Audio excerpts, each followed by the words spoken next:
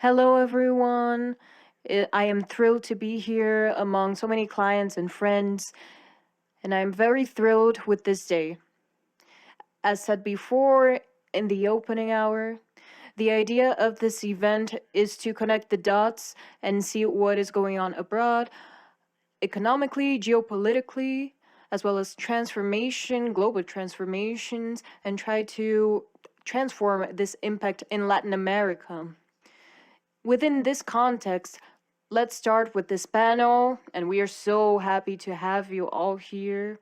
The focus of this panel is a more economical and global context and how we are seeing the prospects of every region with all of these global changes. So let's start the conversation with Joaquin. I'm incredibly proud to have him here.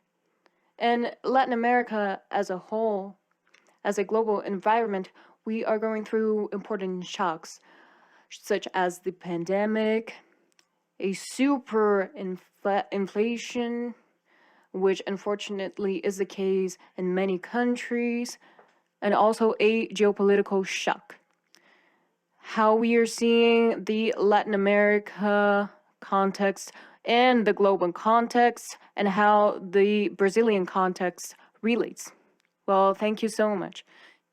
I'm very thrilled to be here by the organization of this panel. I'm very flattered, and I'm with privileged people such as Karina and Alyssa, people that have given great contributions to Brazil. And we also have Regina Nunes, who is somewhere in here, always acting here in Brazil. Also, very good presences. This moment is very special. I think the world has gone through much shock, inflationary shock, which is not totally surprising, as well as the Murray issue is not very surprising, particularly because in the United States, the monetary situation is very interesting. After having lost $3 trillion in such a short amount of time during the pandemic, and mostly because that money was very dispersed, really giving that money to the consumer's hands, which is equivalent to 15% of the GDP in such a short amount of time. And obviously, the supply for durable goods skyrocketed. And obviously, with this injection of liquidity in 2020 and 21, the prices could not resist, let alone with the restrictions in the supply. Everyone remembers the line of ships stuck at the port to deliver containers. And as much as since then the American fiscal posture was draconian, it has been very disciplined, and the today's deficit is much shorter than in 2019. So we have a combination of an increase in interests, which has less impetus right now, and with this fiscal situation, which has not reached Europe yet, but it will reach by the end of the year in 2024, which means that we need to have a perspective of less pressure on prices. As we are already seeing a deceleration in China, this helps putting less pressure on commodities too. So we have seen all over the world a decrease in industrial prices and a decrease in agricultural prices, and also petroleum. 120, 180 is the limit, and once in a while reaching 80. So it is a scenario of abundance, and the good news is that this is being done with not that much contraction in the GDP all over the world. So more and more people are betting in landing safely, so to speak, that can allow that the economy stabilizes its prices in 2000 2024, 2025, but without the need of recession. And why this introduction? Because this is a very favorable scenario to Brazil. Brazil is facing a favorable scenario for 4 years, and there is a certain latitude to survival involving political policies, and it keeps being favorable. And with more clarity by the policies and administration, the pieces start falling into place. The scenario we are living in today already start being drawn much before the election, when some of us were in Washington. For example, in October, there was the perception that these external factors, favorable and like fiscal discipline and a certain relaxation in the economic setting, would allow us to go through a monetary relaxation in 2023. And after a scare in the beginning of the year, things are going smoothly, much more than expected, with a very significant help from the prices. Who is following us knows that the GPM today has been negative again, a sea of negative GPMs, which is a rare phenomenon, and this will be translated to a reduced GPA. A report today came out on inflation on this trimester from the National Bank, 45 or 52, I don't know, shows that 40%, which is surprising, a 40% of a chance of the inflation to be within the limits. And within these few months, people would never think that was impossible. It's further from what we imagined, and it is auspicious. So surely the National Bank is finding resources to relax the monetary policy. Even though the neutral rate of Brazil, the neutral interest rate of Brazil is a little above 4.5, and with a peak in the article that came out today, and is in line with like 2%. And in other countries, it hasn't risen. And in Brazil, it has from 3 to 4.5. That is what the National Bank calls elegantly of a restrictive rate. And there is still a long territory for it to stop being restrictive. Between today, a real interest rate of 8% and a 4.5 rate, there is still practically 4%, which is in the quota. So in a global context, and considering the energetic transition, this huge global decrease in global inflation will certainly be favorable to Brazil and will be favorable to other Latin countries, other countries in Latin America. And just to finish that, the very country of Argentina can next year be found in a interesting alignment of circumstances that can help it overcome its difficulties. And next year, with La Nina, which means more rains, will break the sequence of drought that has damaged the Argentinian crops.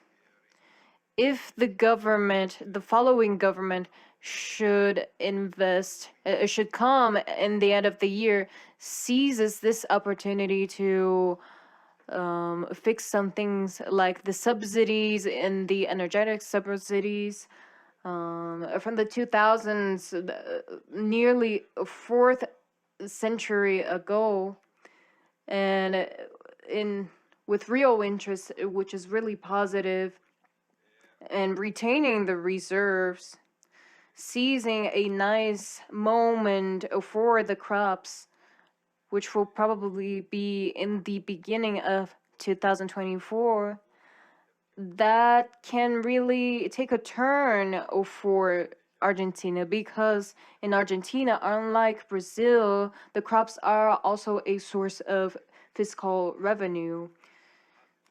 So, of course, Argentina doesn't have to run after the markets, but really tidy up their organization. The region can allow and enter in a very positive time period.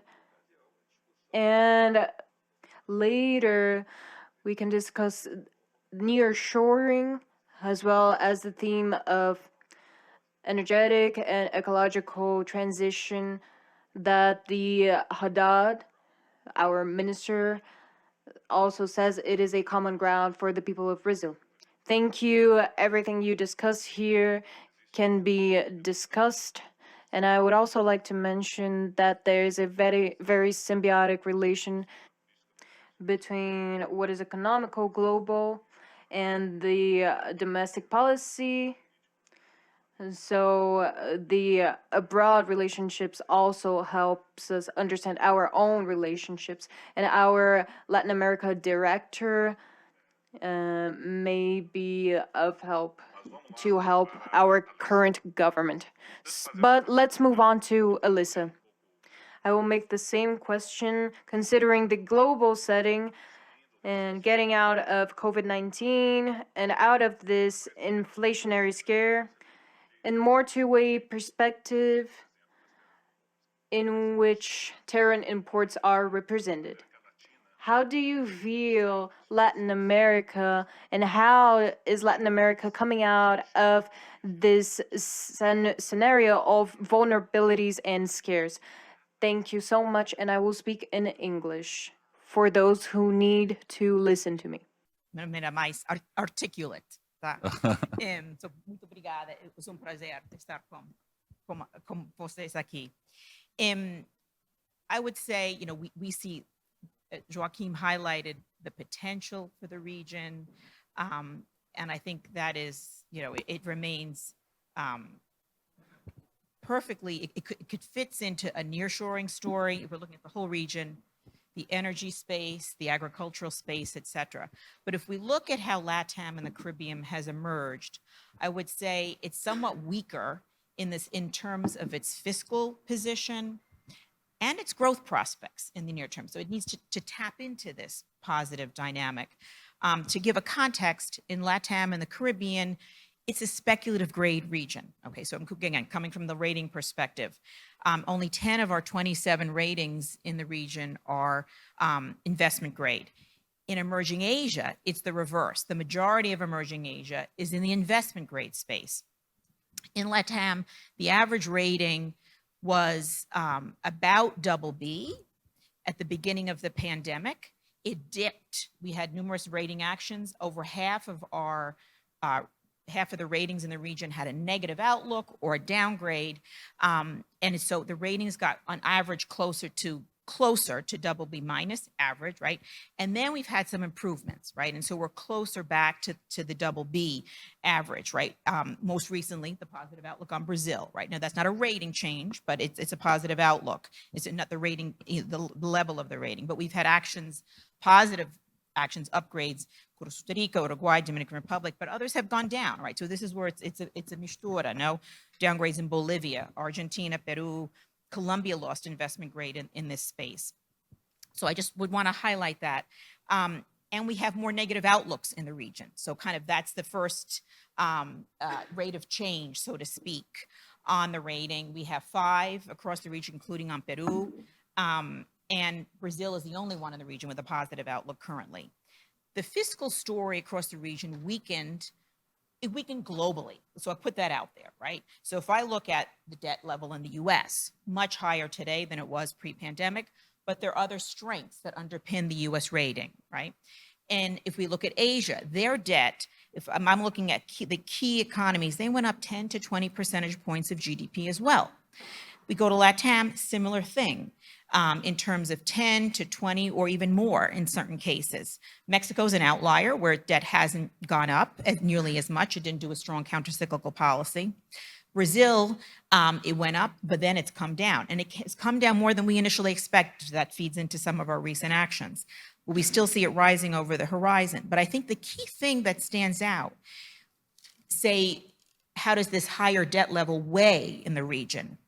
And it hits the rating, it's because of the growth piece, right?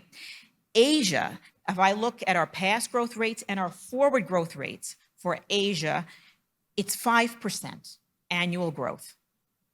In LATAM, we're talking 1.5. This year is our forecast for the region.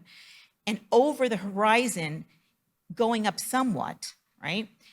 But it's below potential in the region over our forecast horizon. That's a very different story than in Asia. And that feeds into how one can manage those higher debt profiles.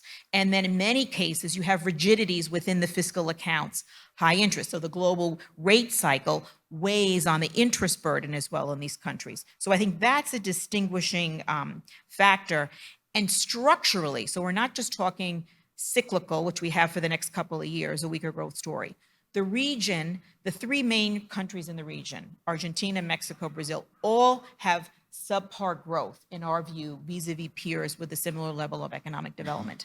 I look at the set in Asia, and we're talking from China, Vietnam, Philippines, Malaysia, Indonesia, India, all above average growth. So that's an important dynamic in the rating construct, and again, the ability to support the fiscal story, which is weaker coming out of COVID, and the complexities of the climate over the last several years.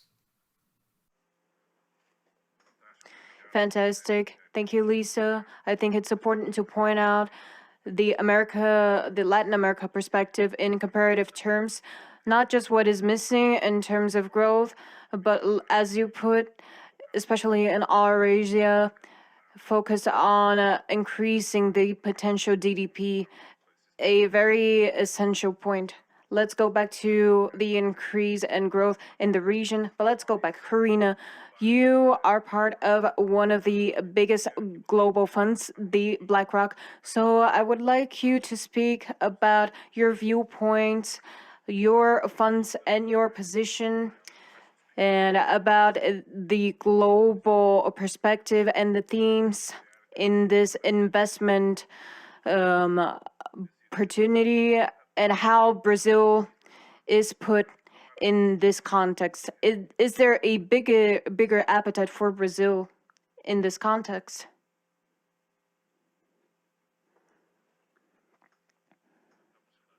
No, it isn't working.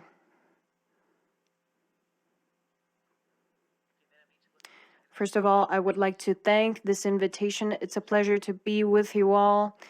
And we do see a bigger appetite for the Latin America in a context of global wallets. It is more optimistic, and there are three major theses behind this optimism. The first one is that Latin America has the upper hand when it comes to the interest cycles. So we see that the central banks have the upper hand. They are closer to the monetary tightening, and the next movement is of decrease in interests. Most developed markets are more restricted, with the exception of Japan. So when it comes to monetary policy, the policy in the region favors growth when it comes to the developed markets. That is the first thesis. And the second one has to do with the place that Latin America occupies when it comes to a transition, because it is abundant with copper and lithium, and that will benefit the region when it comes to a transition to low carbon. We in BlackRock believe that this transition will attract more private capital to the region. And the third thesis, which has already been mentioned by Joaquin, has to do with the concept of nearshoring. The idea that American companies are bringing the production closer to home, which is benefiting some countries in the region. For example, Mexico, that not only has a very close relationship with the United States, but shares a border, especially in the north.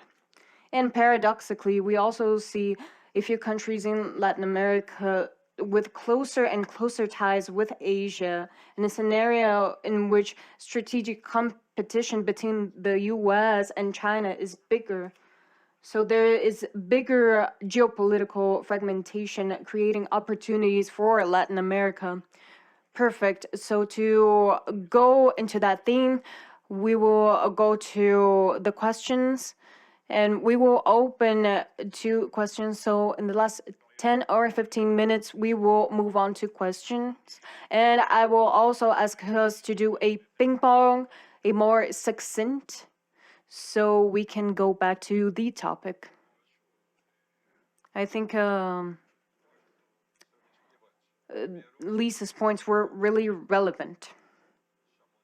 I think that Lisa brought a very interesting aspect because we need to grow and grow. And certainly, an aspect that has caught our attention is the fiscal framework. And one of its virtues is making it very clear that given our social structure and our differences with retirement, no one is going to cut off the retirement from the IRS. You can postpone the payment, but not that much. It's not that comprehensible. So, in that situation, for the framework to work, you have to grow. And there are two major aspects for this growth. We have to reattain the ambition to grow within the market. Because in Brazil, the situation is very comfortable. It's comfortable, reasonably big. You can reposition your company to 30% and 40% and up prices. Within a individual logic, it works, but within a development logic, it doesn't. And at the same time, while we can support different industries with different market strategies and facing competition, we're not going that far. Even Mexico, even though it maintains itself, it's basically turned to the big market that has its open doors turned to them. In Brazil, we have to start thinking about it. In Brazil, when we talk about near shore, we can't have a special economic zone because we like horizontal structures. And one of the first steps to tax reform, well, either you simplify the lives of the companies or you're going to attract none of them. So the character of this tax reform has to be understood, and it goes way beyond which state is going to win or which sector is going to win, or if I'm going to pay a little bit more taxes 10 years later. What we have to understand is that the tax reform, has an important aspect that isn't being discussed, which is the simplification of credits, the basis of IVA. And that change can be easier for the life of accountants. And finally, we will be able to compete and honor these motives and these reasons that we are always pursuing to grow and grow and grow. Next year, the decrease in interest will help us grow. In Zephyr Bank, all of the models indicate that a decrease in interest will make credit easier, such as consigned credits, and then all of the wheels of economy will keep spinning. But that is but a breath and cannot be prolonged. And we need to start preparing now for investment. And about a simplification, we need to strengthen a capital lease between sectors geographically, which is fundamental, as well as giving a real framework for the transition strategies, which is fundamental for the economy. Because you can't just say, oh, I'm going to develop mines, potassium mines in Bahia. I'm going to focus in aggregation of value and processing mines in Brazil within adequate standards of environmental protection or work protection, which in Brazil there is a lot of opportunity and supply, and we need to strengthen our research or geological research and not to do good auctions. But beyond that, that has an impact in industry as a whole. Today, talking about industry is very in trend. We can't just look back, we need to move forward. And the hot topic is that evidently every car will have to be electric and be ran on battery, or you can have a smaller car with which is ran by a motor or internal fuel like methanol, or in even some cases fossil fuel that will directly reduce your consumption. Say with ethanol, reduce it by 50%. And in ethanol's case, you can actually increase the effective production twofold when it comes to sugarcane or corn, and which allows us to quickly make that transition. When you think about steel companies, some of them are approaching their renovation cycle. You can think about Tubarão from the 70s. Today, you can already renew that energy. And you're going to think about hydrogen. Many investors think, well, if I have cheap hydrogen, I can even invest on converting. So you need a plan and a coordination so that the private agents can focus on that. You don't need to focus on a big companies, but you need to coordinate your activities and move forward. Many activities which are a result of the private sector already have their positions with hubs of clean energy and gas and mineration. We have examples in Rio. That is what I envisioned for this ecological transformation. What is being done between 17 ministers is the blueprint of this map so that the domestic, international, and private sectors can be positioned and know their intentions. What are their intentions? What are the rules of the game? What are my priorities? And or will I actually seize what I have and innovate? This is essential for us to envision the next step and for us to guarantee in the next 4 or 5 years this growth. I believe that listening society and coordinating with a certain logic, it can be extremely useful for the private sector and for it to take positions and start taking risks. And I think that 3 months from now, we will need to start announcing our intentions for the G20 for Brazil, because we have to articulate Brazil's position when Brazil will preside that meeting, just like India is doing right now. And I will leave COP 2025 for later. Thank you. I think we are amidst a national debate on tax reform, and sometimes we focus on the difficulties and maybe on the imperfections of those negotiations and the appropriate adjustments. I think what Karina pointed out about friend-shoring and near-shoring is important, and a tax reform is important to release a potential right now. So we need to put those things in line as so to not lose perspective. I'm going to turn to you again, and all of us in Brazil have seen something positive. Evidently, there have been repercussions here, and we're often at times asked in Eurasia, how much time will there have to be for Brazil to have an investment grade status?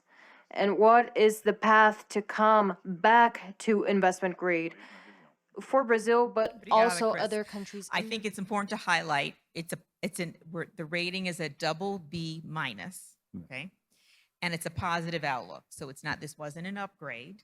We see the tendency that their risks are greater, more than, kind of greater than 1 and 3, that there could be an upgrade, right? So that's one point I want to highlight. And I give an example. A positive outlook doesn't mean there will be an upgrade. We had a positive outlook on Brazil's double B minus rating. We put one on in November of 2019, December of 2019, around then, following the passage of the Social Security reform under the Bolsonaro administration. We had long said that being able to adhere to the spending ceiling was going to need additional structural adjustment legislations, et cetera, because of rigidities within the budget. So when this passed, we felt we could move into that. COVID came, that impacted political dynamics and priorities, and we removed that positive outlook in, I think it was April 2020. So putting that out there, it doesn't mean there will be an upgrade. And I think it's important to highlight we're at double B minus, that's several notches higher to get to investment grade. And I think it would be premature to talk about investment grade at this point in time. So I'll make that very clear. Important to temper expectations. Yes. but to highlight some differences. So in 2005, Brazil was at double B minus. We put a positive, from that positive outlook, it took 3 years. That's a fairly short amount of time. I want to underscore that, to reach investment grade in 2008. At that point in time, that path involved significant turnaround in Brazil's external vulnerabilities. Favorable global context, but also proactive, right? There is a policy piece there. It's not just you have to have good global, it's not that it was just good global conditions. But that progress and that improvement that helped so much in bringing Brazil's rating higher, that's already been done, right? That is a key, in today's double B minus rating, the external position is a key strength. So that's already been done. Mm-hmm. On the monetary side, there was growth over that interim in terms of inflation targeting, the real floating, et cetera. That's already been consolidated. And I think that's where some mixed signals at the beginning of the current administration in terms of central bank independence, which is now formal. I think that's key, but we also need outcomes. And I think we're seeing growth into that. Again, another point why we shifted to positive, some stabilization of mixed signals. But that is already in the rating, right? So what's not in the rating is the growth story and the fiscal story. And if we look at the growth rate in Brazil, during that past period of time, it was 4% on average. The debt went down to some low 40% of GDP, and you had gains in the composition as well. So from here on up, we're starting at a higher debt level, okay? We actually have deficits remaining high over the forecast, fairly high, and debt going up.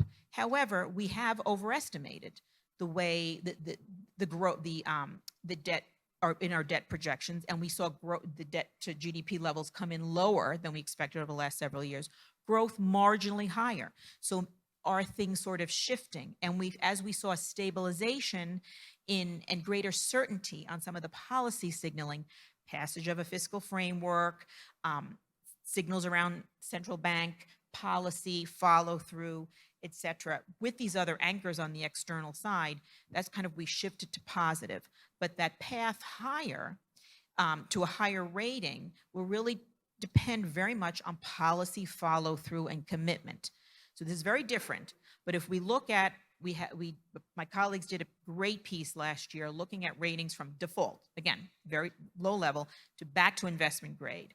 And in those instances, including Uruguay, including Indonesia, the two things that drove those ratings higher were decline in debt, better composition of debt, and growth.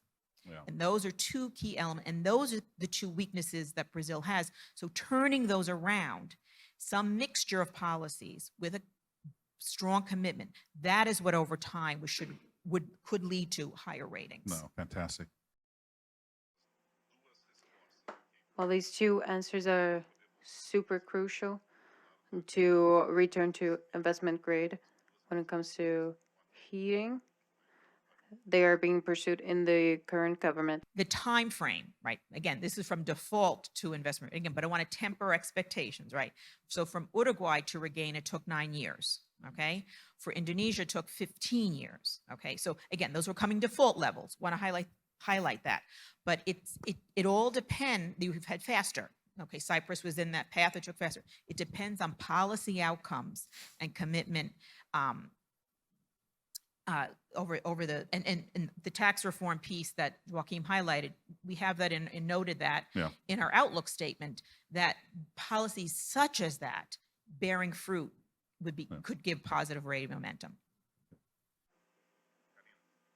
Karina, we have an optimistic tone in this panel, which I think is good, it's positive. It's a good contrast, even with Brazil. I wanted to ask you about risks. What concerns you when it comes to the region? We have two major risks to the global economy. Maybe inflation in the United States will be surprising. Maybe the Federal Reserve is bigger than we expected, and maybe there will be growth in China. Which one of those is most concerning and has a more negative scenario impacting investments for these regions? Thank you. I think it's an excellent question. Even though Brazilian's economy has close ties with China commercially, the prices of financial assets in Brazil are more sensitive to the monetary politics in Fed. So to answer your question, we believe Fed will be more accelerated monetary-wise, and it will end up increasing interest rates not 1 or 2 times as expected, but 3 or 4-fold in magnitudes much bigger than expected right now. And in the bottom line, this would happen if the economic activity in the United States is more robust than expected. In this moment, the National Bank would be initiating a cut of taxes at the same time that the American economy is growing and the Fed is more aggressive. So there is a big difference between Brazil's and America's economy, as well as a difference in taxes, which would be a big loss for Brazil. So we are monitoring the behavior of Fed, which is a risk to portfolios in Brazil. So what is the perspective?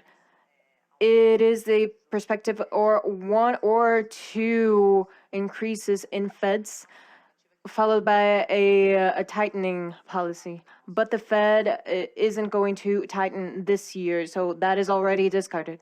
Perfect.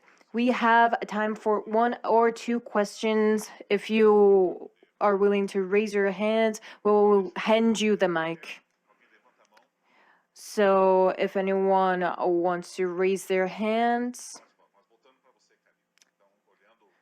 going back to you, Karina. I will speak now. So, returning to the assets in Brazil, of course, there is an increase in conditions that are becoming more wide. But how do you see Brazil in comparison to another countries in Latin America? Was there a better perspective? Is it positive? And how Brazil relates to other countries? You pointed out this nearshoring tendencies, but I would like to see how you view this question. I would like to speak about, well, since March, this year's March, we saw a significant increase in Ibovespa, a significant increase in investment to Brazil, which are returning right now. And I think that has a lot to do with the perspectives of industries in Brazil as well as Latin America and emergent markets. Within the Congress, we see more fiscal responsibilities and less tail risk in Brazil. So that means that the investor from abroad has less economic risk, and the possibility of Brazil to become like Argentina or Venezuela is smaller. So the investor is more concerned with institutional responsibility. At the same time, you see a more favorable scenario for Brazil when it comes to emergent markets. So the investors from abroad don't have the same solutions that were available. So Russia is more unavailable. South Africa is less available, and also China has many difficulties. So in terms of relationship, Brazil has much less competition in private investments in this moment. So moving back to you, Joaquin, the long way back to investment grade depends on growth and on the capability to reduce debts. So let's look at the tax roadmap now approved by the Senate and proceedings.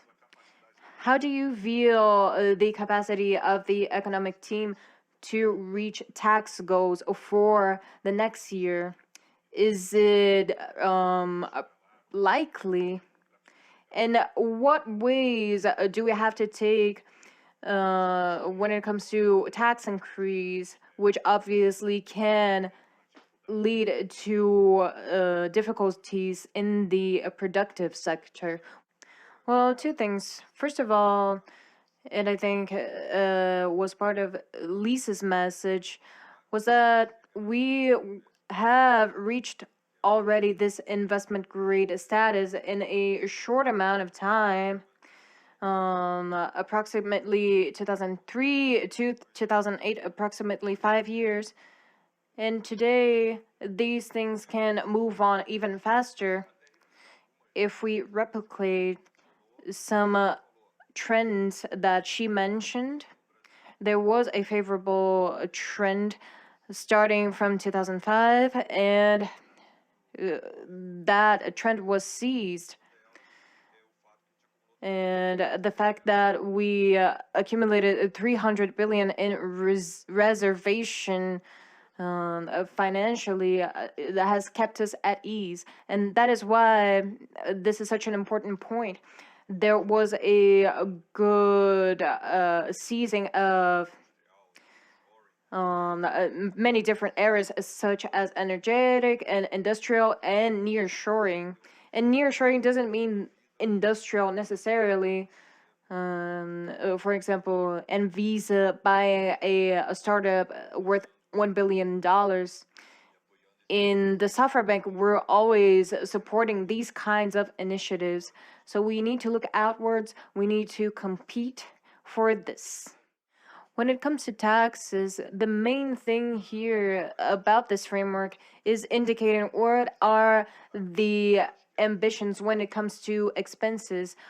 And I think that brought us a great ease because that was the necessity of adjusting before the election, in particular, some transferences, a permanent increase in GDP, 1% or a 0.5%, considering aid to families and healthcare, which amounts to 100 billion approximately. So the biggest challenge for the government is accommodating such an expense without killing the growth and without skyrocketing. And I think they were successful in doing something that is at the same time believable and indicating the government and getting the point across. Because without growth, the algebra doesn't add up. You need an interest rate, a real interest rate that goes to up to 4%. And the government has shown interest in reaching 1% of the GDP, but this stabilization equation of the debt needs a growth of 2% or 3%. We can simply mull this over, I'm sorry about the colloquialism, and grow 0.5%, because all of the mathematical projections, all of them will indicate that the debt will keep increasing and that the growth rate as well as the expense rate, which has already been decided by the Congress, will not change, and you would have to have a bigger tax burden to compensate this lack of growth, which is an equation that doesn't work. Well, unfortunately, no, I'm sorry. Unfortunately, our time is up. We are running on a tight schedule, and we have our next panel with our subsecretary waiting on us. Thank you so much. And I think the conclusion I have come to is that we have to evaluate the prospects of growth. That is the key. So I will call the next panelist in. Thank you.